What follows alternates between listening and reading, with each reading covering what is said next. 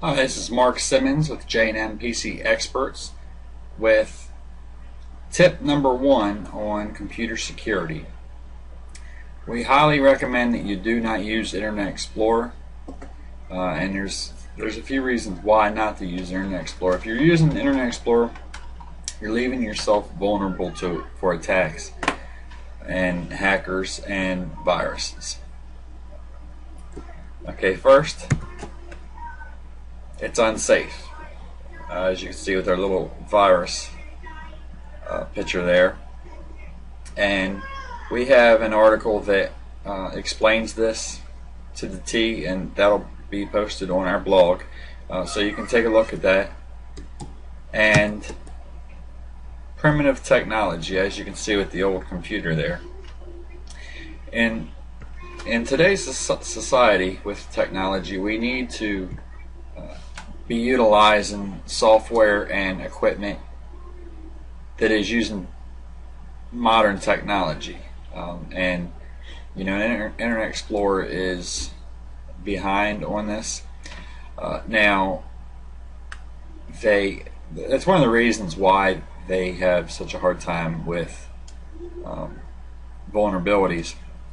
Whereas like Firefox and Opera, they're utilizing you know, the newest technology, and they're staying ahead with patches and updates to not only keep you secure but to keep you fast as well.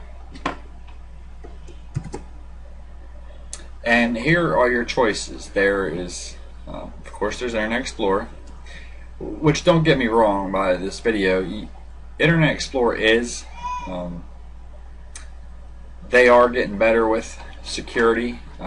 However, there still are some vulnerabilities, and some people have to use Internet Explorer. Like if you're taking college courses, whether it be online or in the class, you know, they tell you have to use Internet Explorer. And there's still some sites that require you to have Internet Explorer, such as FAFSA. I can't pronounce it. It's FAFSA. It's where you apply for your student loans. Now that you do have to use Internet Explorer because it's not compatible with Firefox. But if you're using Internet Explorer, you know, just periodically, you're not leaving yourself open to attacks. It's when you're using it on an everyday basis. And especially with Facebook. I always urge people to stay off of Facebook with Internet Explorer. Mainly if you're playing the games on there. But your other choices are Safari, which, you know, is the Apple browser that you can use with Windows. There's Opera, there's Chrome, and there's Firefox. I prefer Firefox because I believe it has more options as far as a browser goes. You know, you have different add-ons that you can add to make it even safer, block advertisements. They have a kids mode, Firefox, that's an add-on you can add to Firefox. Opera's pretty decent. Chrome, unless, you know, your computer is a high-end computer, you're going to notice it being sluggish. And we can go, you can get Firefox free.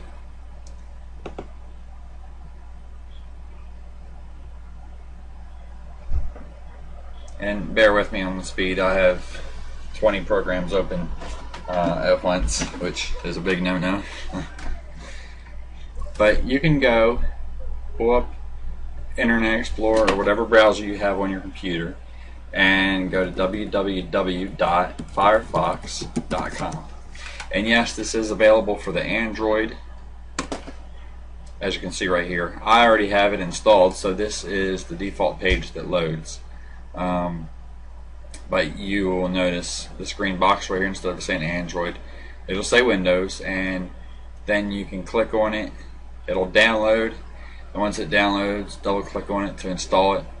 Run through the install wizard, and once installed, it'll give you the option of importing your favorites from and bookmarks from Internet Explorer into this.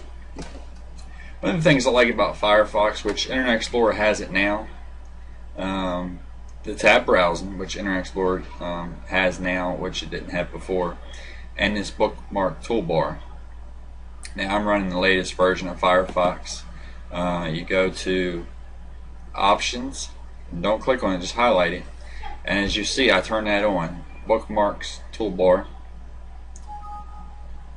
and you can, let's say you want to bookmark a page, let's say you want to bookmark this page, you would hit Control D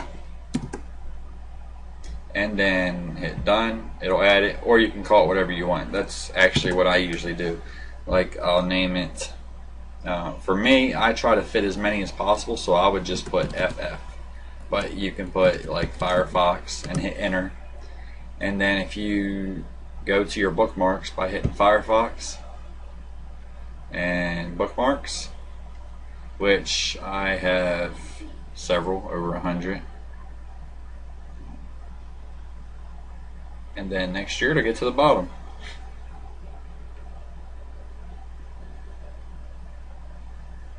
Okay, there it is.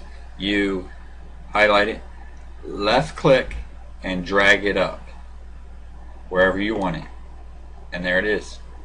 Bam. Now anytime I want to get to it, all I gotta do is click that. Simple as that.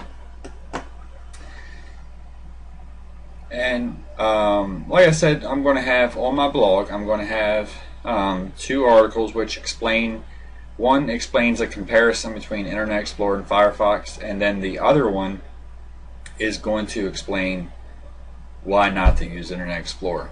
And it goes in more detail than what I am on this video, but I'm trying to make these videos as short as possible. That way, you know, you're getting the tips, you're getting the idea, and you're not spending an hour or 2 hours listening to me on, what the average user won't understand some of the technical details. And you can get to our blog by going to jnmpcexpert.com/blog, or you can just simply go to jnmpcexpert.com and click on blog. And at the time of this video, this article isn't on our blog, but of course after watching this video, then it'll be live on the internet, so you will have you will have access to this on our blog.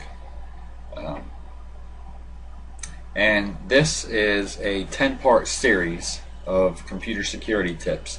Some other tips that are going to be coming, excuse me, I have a bad sinus infection, so I keep coughing and gagging. Okay, this is tip number 1 that we're making now. Tip number 2 was a software called Malwarebytes, and we teach you how to use that. Then tip number 3 is IOBit Malware Fighter, in which we teach you how to get it and install it and use it. And number 4, we are going to talk about the added toolbars that go onto Firefox and Internet Explorer and what effects they have on your computer, as well as safer downloading. Then tip number 5, of course, is immunization. This is a good process. It's very quick, but it's a good process for decreasing your chances of security threats. And then tip number 6, we're going to cover Avast Internet Security. 7, a program called Hijack This. 8, we'll of course talk about add-ons, extra security add-ons for Firefox, and the rest of them are soon to come.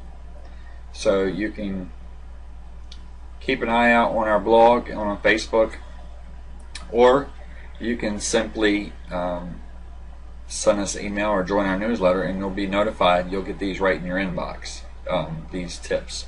And we're also going to be working on computer tune-up, or computer speeding up your computer tips.